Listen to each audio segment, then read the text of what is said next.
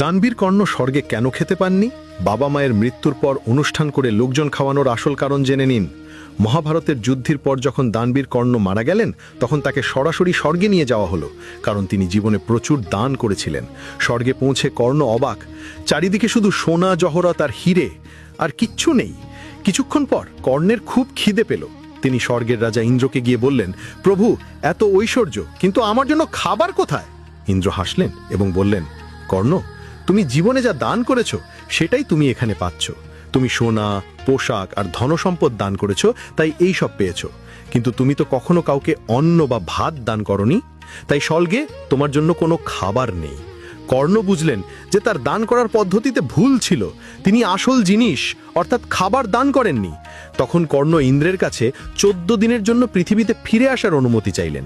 এই 14 দিন তিনি শুধুমাত্র গরিব দুঃখীদের অন্নদান করলেন। এই 14 দিনের সময়কালটি আমাদের কাছে পিতৃপক্ষ নামে পরিচিত। সেই থেকে আমরা পিতৃপক্ষে অন্নদান করি, যাতে আমাদের পূর্বপুরুষেরা স্বর্গে গিয়ে আর খাদ্যের অভাবে না ভোগেন। গল্পের সারমর্ম, সোনা দানার চেয়ে ক্ষুধার্তকে এক মুঠো ভাত দেওয়াই আসল দান। আপনি কি কখনো কাউকে অন্ন বা খাবার দান করেছেন? কমেন্টে অবশ্যই জানাবেন। আরও অনেক মজাদার ও শিক্ষামূলক কাহিনী শুনতে এক্ষুনি ভিডিওটি লাইক করে চ্যানেলটা সাবস্ক্রাইব করে নিন। ওম নমঃ শিবায়।